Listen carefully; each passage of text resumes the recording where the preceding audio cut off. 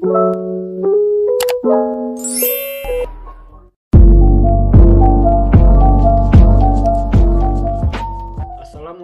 warahmatullahi wabarakatuh.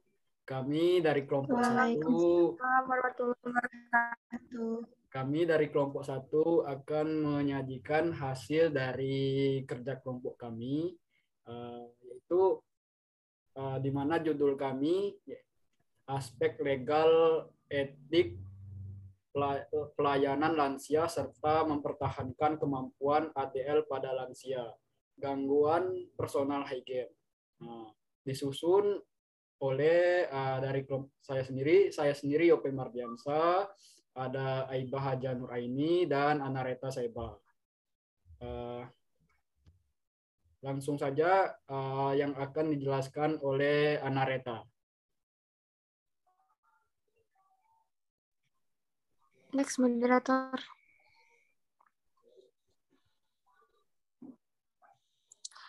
Baik, di sini saya akan menjelaskan materi kelompok kami. Yang pertama itu adalah pengertian lansia. Lansia adalah seorang yang telah memasuki usia 60 tahun ke atas. Nah, lansia merupakan kelompok umur pada manusia yang telah memasuki tahapan akhir dari fase kehidupannya. Etika keperawatan atau nursing ethic merupakan bentuk ekspresi bagaimana perawat seharusnya mengatur diri sendiri dan etika keperawatan diatur dalam kode etik keperawatan. Next, moderator.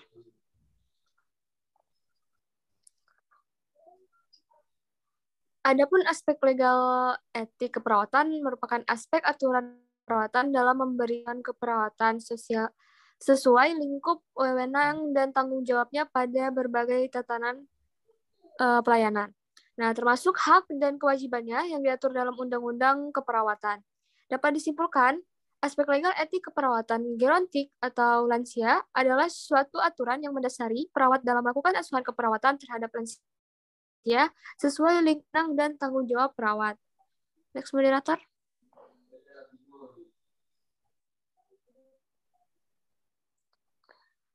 Prinsip etik keperawatan. Yang pertama yaitu empati.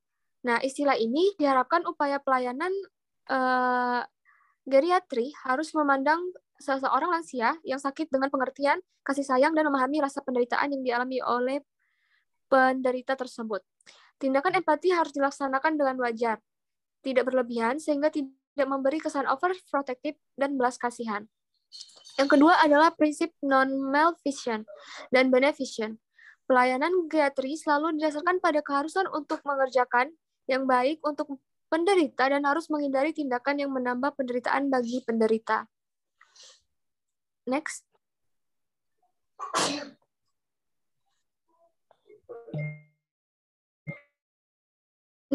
Next. Oke.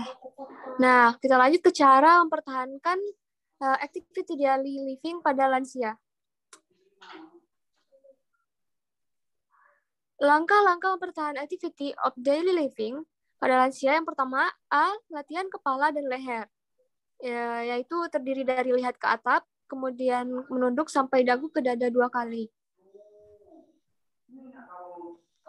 Putar kepala dengan melihat bahu sebelah kanan, lalu sebelah kiri. Kemudian miringkan kepala ke bahu sebelah kanan dan ke sebelah kiri. Yang kedua yaitu latihan bahu dan lengan, yang terdiri dari angkat kedua bahu ke atas, mendekati telinga, kemudian turunkan kembali perlahan-lahan. Tepukan bahu, letakkan tangan di punggung, kemudian coba meraih ke atas. Bisa ke bawahin, moderator?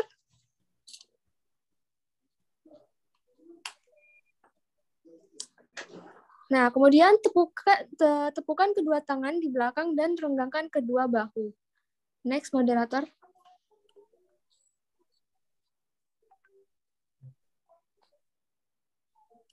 Yang ketiga yaitu latihan tangan. Yang pertama, letakkan telapak tangan di atas meja, lalu baliklah telapak tangan.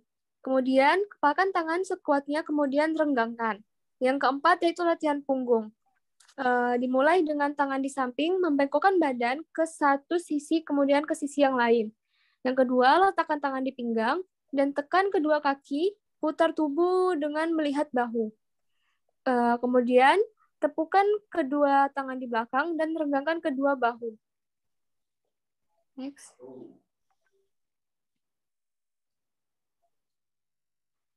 Yang kelima yaitu latihan paha. Latihan paha ini dimulai dari latihan dilakukan dengan berdiri tegak dan memegang memegang sandaran. Yang kedua yaitu lipat satu lutut sampai pada dada di mana kaki yang lain tetap lurus. Kemudian duduklah dengan kedua kaki lurus ke depan. Pertahankan kaki lurus tanpa membengkokkan lutut. Tekuk dan regangkan jari-jari kaki tanpa penggerakan lutut. Kemudian, pertahankan lutut tetap lurus. Putar telapak kaki dalam sehingga permukaannya saling bertemu kemudian kembali lagi.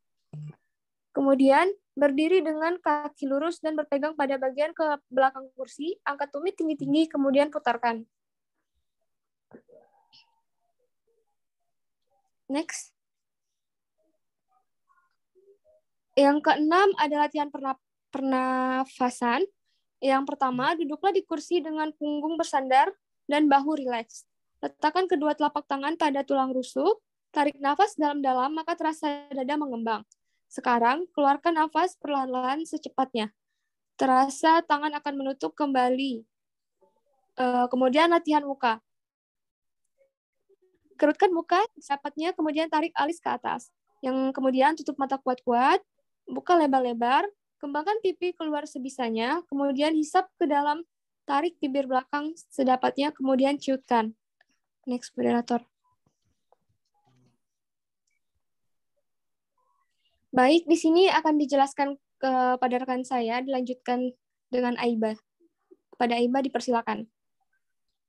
Baik, terima kasih Anareta. Yang kedua ada jenis olahraga atau latihan. Untuk pekerjaan rumah dan berkebun, kegiatan ini dapat memberikan suatu latihan yang harus dibutuhkan untuk menjaga kesegaran jasmani. Tetapi harus dilakukan secara tepat agar napas sedikit lebih cepat, denyut jantung lebih cepat, dan otot menjadi lelah. Yang B ada jalan kaki, berjalan baik untuk meregangkan otot-otot kaki, dan bila jalannya makin lama makin cepat akan bermanfaat bagi daya tahan tubuh. Yang ada C, berenang akan melatih pergerakan seluruh tubuh. Yang terakhir ada lompat tali. Next, moderator.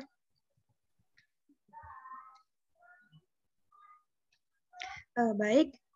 Selanjutnya ada teknik dan cara berlatih mempertahankan lansia. Yang satu ada pemanasan atau warming up. Yang kedua ada latihan inti. Latihan inti bergantung pada komponen atau faktor yang dilatih. Yang ketiga ada pendinginan atau cooling down. Dilakukan secara aktif, artinya sehabis latihan inti perlu dilakukan gerakan umum yang ringan. Sampai suhu tubuh kembali normal yang ditandai dengan pulihnya denyut nadi dan terhentinya keringat. Next.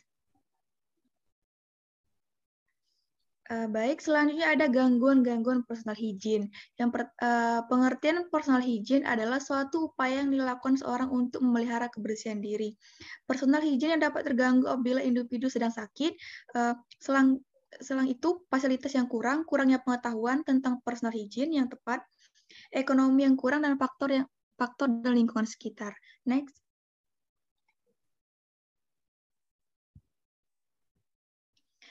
Baik. Lanjutan, apabila defisit personal hygiene individu terganggu, maka akan menimbulkan dampak baik dilihat dari segi fisik maupun psikologis. Dampak fisik yang mungkin muncul adalah A. Gangguan integritas kulit, B. Gangguan mukosa mulut, C. Infeksi pada mata dan telinga. Dan yang muncul adalah A. Kebutuhan harga diri, B. Gangguan interaksi sosial, C. Aktualisasi diri, D. Gangguan rasa nyaman, dan terakhir ada kebutuhan mencintai dan dicintai. Saya kembalikan ke moderator. Terima kasih untuk Aiba telah menjelaskan, Anareta dan Aiba sudah menjelaskan dari materi. Mungkin itu saja yang kelompok kami dapat sampaikan dan jelaskan tentang aspek legal, aspek legal, etik pelayanan lansia, serta mempertahankan kemampuan ADL pada lansia, gangguan personal hygiene. Kami ucapkan terima kasih. Wabillahi taufiq wal hidayah. Wassalamualaikum warahmatullahi wabarakatuh. Warahmatullahi wabarakatuh. Waalaikumsalam warahmatullahi wabarakatuh. Waalaikumsalam warahmatullahi wabarakatuh.